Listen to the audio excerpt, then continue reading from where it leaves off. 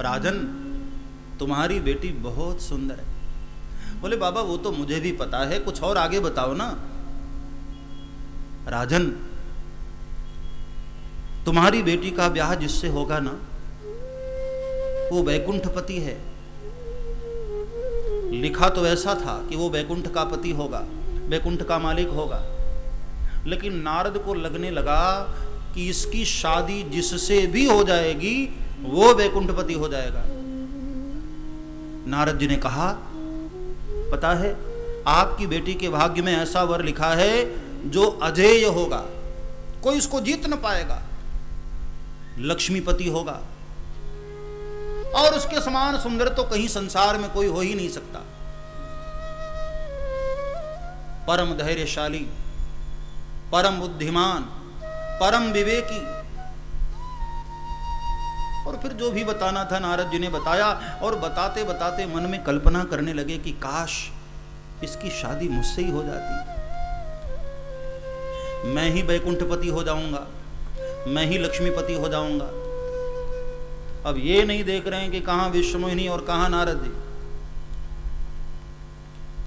फिर मन में आया कि नहीं नहीं, ये मुझे क्यों चुनेगी, इतनी सुंदर कन्या, और ये मेरी बड़ी बड़ी दाढ़ी जटाएं, कहां मुझे पसंद करेगी। लेकिन काश ये मुझे पसंद कर ले। नारद जी ने सोचा, देखो ब्रह्मा ने भी तो शादी की है, भगवान नारायण के पास भी तो माता लक्ष्मी, भगवान शंकर के पास भी तो पराम्बा भगवती, सबने तो शादी की है, और हमारे जितने भी भाई थे सबने शादी कर ली। मैं ही फालतू में कुमारा घूम रहा हूं। आज मौका है, चांस है, मैं भी कर लेता हूं, और करूंगा तो इसी से।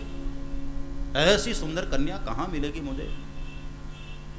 लेकिन फिर सोचा नारद जी ने कि इसी वेश में आऊंगा, कहां मुझे देखेगी। एक काम करता हूं, भगवान नारायण की तरह विश्वमोहन बन जा। तो आए भगवान नारायण के पास। अब नारायण की ही तो लीला थी। नारायण ने कहा, नारद जी क्या बात है, अब ये भी तो आप मिलकर के गए। अरे बोले भगवान, एक बड़ा जरूरी कार्य आ गया है, और आपके बिना वो कार्य होगा नहीं महाराज। भगवान ने कहा कि हाँ आदेश करो भगवान। नारद जी ने कहा, प्रभु अब आपकी कृपा से मैंने भी निर्णय कर लिया है कि मैं भी गृहस्थ जीवन में प्रवेश कर जाऊं। भगवान बड़ी तेज हंसे। बाबा इस उम्र में विचार आया, ये तो 20 साल पहले सोच लेना था आपको। अब प्रभु अब छोड़िए ना वो सब बातें, देर भले ही हो गई, लेकिन आप कृपा कर देंगे तो हर असंभव कार्य संभव हो जाता है। अच्छा तो बताइए बाबा क्या करना है मुझे। बोले प्रभु और कुछ नहीं करना, मैं आपसे घर नहीं मांग रहा हूं, आपसे राज्य नहीं मांग रहा हूं, आपसे धन नहीं मांग रहा हूं। तो बोले आपका वो जो सुंदर वाला रूप है ना, जो दिखाकर आपने दैत्यों को छला था, विश्वमोहिनी वाला, ऐसा ही सुंदर रूप मालिक एक दिन के लिए मुझे उधार दे दीजिए। परसों लौटा दूंगा आपको, बस कल के लिए एक दिन के लिए उधार अपना सुंदर वाला रूप। भगवान हंसने लगे। मन ही मन प्रभु ने सोचा कि ये बाबा जी को ये भी पता याद नहीं है कि कहीं सुंदरता भी उधार मिलती है।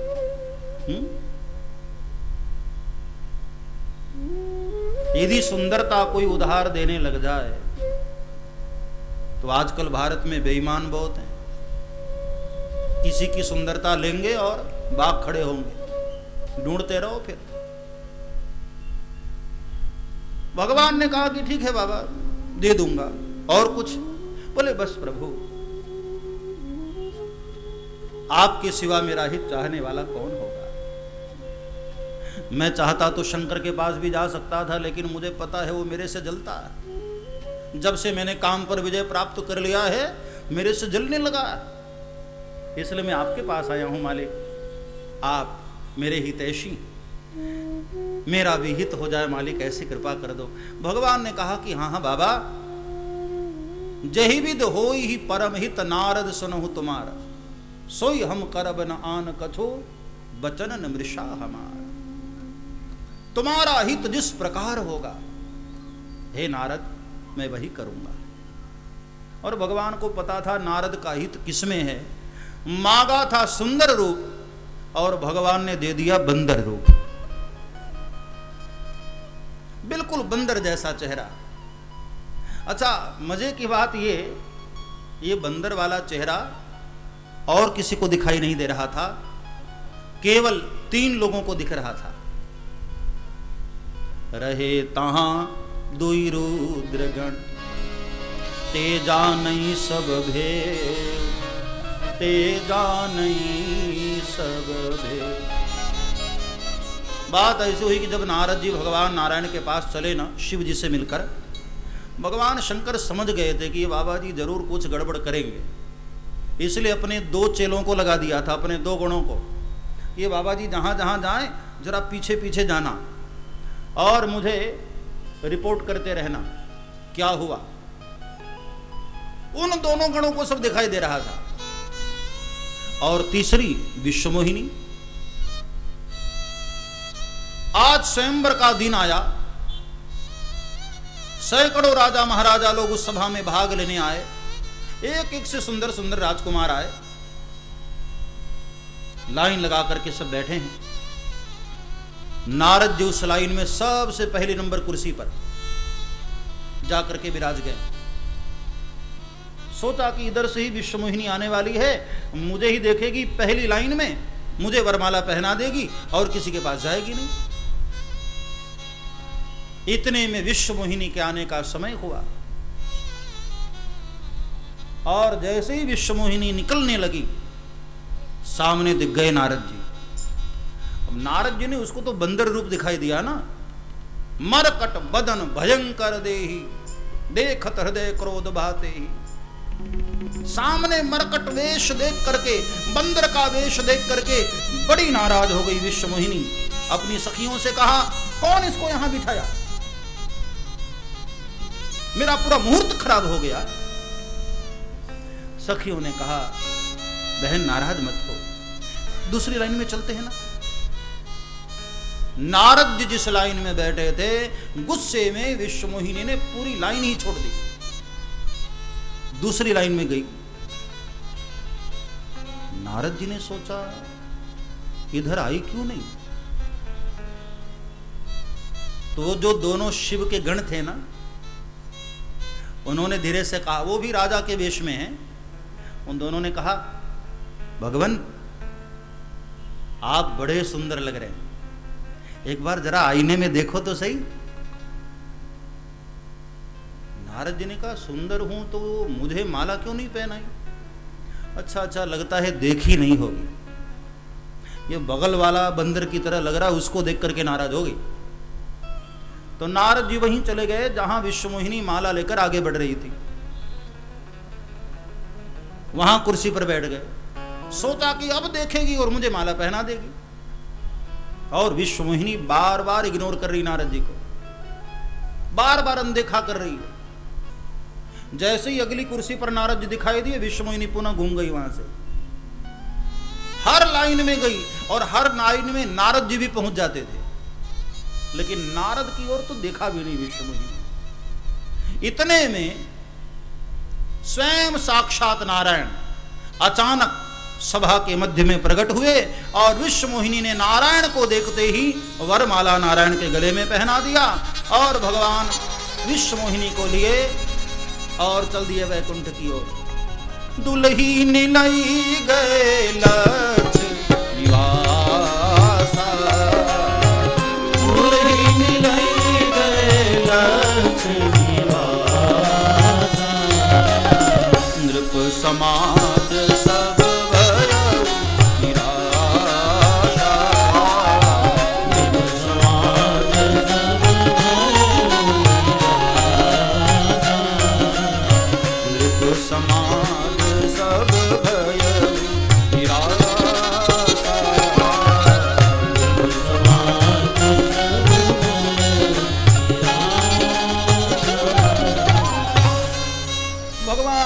लेकर के अंतर ध्यान हो गए अब नारद जी को डाउट हुआ कि विश्वमोहिनी यहां तक आई क्यों नहीं। तब दोनों गणों ने कहा, बाबा जरा अपना चेहरा तो देखो, बड़े सुंदर लग रहे हो मालिक। नारद जी गुस्से में बाहर आए और एक सरोवर में जैसे ही झांक कर देखा, नारद जी खुद ही डर कर पीछे हो गए। ये क्या बंदर, इससे तो सुंदर में पहने था। और बंदर रूप देखते ही नारद के पैर का क्रोध सिर पर चढ़ गया। दोनों गण पास में खड़े थे। बाबा देखा कितने सुंदर लग रहे। नारद जी ने कहा, मूर्ख मजाक उड़ाता, जा श्राप देता हूं, दोनों असुर हो जा। आज विष्णु को छोड़ूंगा नहीं मैं। क्या समझता है अपने आप को वो? आज तक मैं उसका निष्कपट भाव से गुणगान करता रहा, लेकिन फालतू गुणगान करता रहा। उसके सारे कपट को मैंने दुनिया से छुपाया है। आज मैं उसका सारा पोल पट्टी खोलने वाला हूं। बलि राजा के यहां गया बामन बन करके, और बेचारे को मांगने की बारी आई तो विराट बन करके ठग लिया। ये कपट नहीं तो और क्या था? बाली को मारना हुआ तो 7 वृक्षों के पीछे छुप करके मारा। ये कपट संग्राम नहीं था तो और क्या था? फिर भी मैं अनदेखा करके उसके नाम की माला फिराता रहा, दुनिया में भक्ति का प्रचार करता रहा, और मेरे साथ भी उसने ठग कर दी। देहूं श्राप के मरी हो जाए, आज मैं छोड़ूंगा नहीं नारायण को। गुस्से में नारद लाल पीले चले जा रहे थे वैकुंठ की ओर। भगवान की ही तो लीला थी। अचानक भगवान सामने प्रकट हो गए और प्रकट होकर के कहा, अरे भगवान कहां चले जा रहे हैं इतनी तेजी तेजी? नारद जी खड़े हुए और जैसे ही सामने देखा और आग लगी। ये प्रभु भी ना आना था तो अकेले आते। नारद जी को और जलाया। जिस विश्वमोहिनी से शादी करके गए थे वो भी बगल में खड़ी, एक तरफ लक्ष्मी एक तरफ विश्वमोहिनी, बीच में भगवान नारायण। अब सामने दो को देख करके नारद को तो और आग लगी। नारद जी ने कहा, क्या बिगाड़ा था मैंने तुम्हारा? क्यों किया मेरे साथ ऐसा? तुम्हारे बगल में दो खड़े और मैं यहां अकेला खड़ा। अरे तुम्हें ही शादी करनी थी, पहले बता दिया होता। मुझे क्या पता कि जिससे शादी करने के लिए मैंने सोचा है तुम पहले ही उसके लिए लालायित बैठे हुए हो, मेरे साथ कपट करने के लिए चले। जिस तरह से आज स्त्री के विरह में मैं तड़प रहा हूं, हे नारायण मैं श्राप देता हूं, आपको मनुष्य रूप लेकर के धरती पर आना पड़ेगा और आपकी स्त्री का भी अपहरण हो जाएगा और आपको भी स्त्री के वियोग में ऐसे ही रोना पड़ेगा। भगवान नारायण हंसने लगे, बाबा जी ऐसा ही होगा, एवमस्तु। और सुनो, मुझे तुमने बंदर बनाया है ना, जिस वक्त नारी के विरह में तुम धरती पर रोते रोते विचरण करोगे, घूमोगे, उस वक्त मनुष्य कोई तुम्हारी सहायता नहीं करेगा, ये बंदर मुख वाले ही तुम्हारी सहायता करेंगे। भगवान नारायण ने कहा, ऐसा ही होगा। अभी भी नारद जी का गुस्सा शांत नहीं हो रहा था। माता लक्ष्मी को दया आ गई। आखिर मां ही तो है, माता ही तो है। लक्ष्मी माता ने कहा, प्रभु बस अब इतनी माया हटा लीजिए प्रभु, ये मेरा पुत्र बड़ा परेशान हो रहा है, अब ये माया हटाइए, मैं ऐसे तड़पते हुए नहीं देख सकती अपने पुत्र को। जब हरि माया दूर निवारी, जब हरि माया दूर निवारी, अपनी माया हटाई। नहीं तहरा माना राजकुमारी, नहीं तहरा माना राजकुमारी, नहीं तहरा माना राजकुमारी, नहीं तहरा माना राजकुमारी। नमः शिवाय, नमः शिवाय,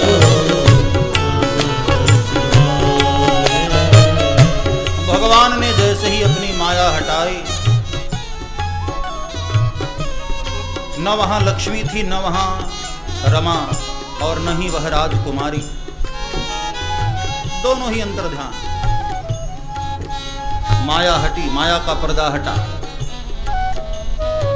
जैसे कोई व्यक्ति सपने से अचानक जाग जाए, सपने में क्या क्या हो रहा था और अचानक जब जाग जाता है तो यहां तो कुछ भी नहीं हो रहा था, वही स्थिति हुई नारद जी। जैसे ही माया का पर्दा हटा, नारद जी को होश आया। नारद ने सोचा ये क्या हो गया था मेरी बुद्धि को? मैं और विवाह करने चला था और भगवान नारायण को मैंने श्राप दिया। नारद जी के आंख में अश्रुधार बह पड़े, भगवान के चरणों में आकर साष्टांग प्रणाम किया। मालिक, ये मुझे क्या हो गया था? मेरे अपराध को क्षमा करिए प्रभु। न जाने मुझे क्या हो गया था, मेरी बुद्धि को क्या हो गया था। भगवान मुस्कुराए, बाबा मेरी इच्छा के बगैर तो यहां पत्ता भी नहीं हिलता, सब मेरी इच्छा से हुआ है। नारद जी ने कहा, प्रभु माना कि आपकी इच्छा से हुआ है, लेकिन हुआ तो मेरे द्वारा है ना। मैं अपने आप को क्षमा कैसे करूं प्रभु? मेरे मन में बड़ी आत्मग्लानि हो रही है, ये श्राप झूठा हो जाए प्रभु, ऐसी कृपा कर दो। भगवान ने कहा कि नहीं बाबा, श्राप तो अब सत्य ही होगा। संत की बात मैं झूठी कैसे कर सकता हूं? नारद जी रोने लगे। बार बार भगवान ने कहा कि बाबा, आपके भीतर अहंकार का अंकुर फूट रहा था ना, मैंने वही तोड़ने के लिए ऐसी लीला की। आप परेशान मत हो, मैं खुश हूं। नारद जी ने कहा कि लेकिन प्रभु मेरे दिल में तो बेचैनी हो रही है ना, अब मैं अपने आप को क्षमा कैसे कर पाऊंगा? भगवान ने कहा, बाबा अपने मन को शांत करने के लिए एक काम करो, धरती पर जितने भी शिव तीर्थ हैं, सारे शिव तीर्थ में आप जाकर दर्शन करो और जितना हो सके भगवान शिव के नाम की माला फेरा। जपहूं जाई शंकर सतनामा, जपहूं जाई शंकर सतनामा, जपहूं जाई शंकर सतनामा, जपहूं जाई शंकर सतनामा। कोई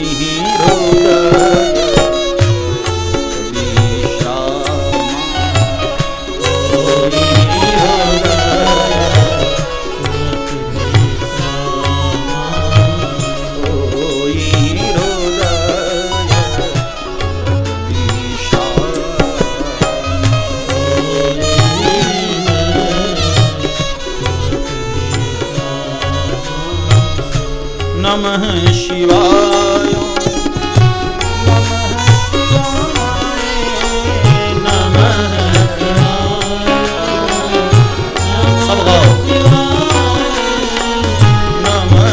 शिवाय, नमः शिवाय, नमः शिवाय, नमः शिवाय, नमः शिवाय,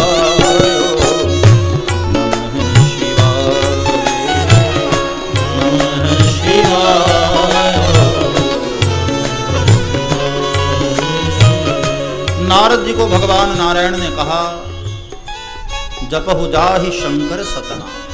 हे नारद जी,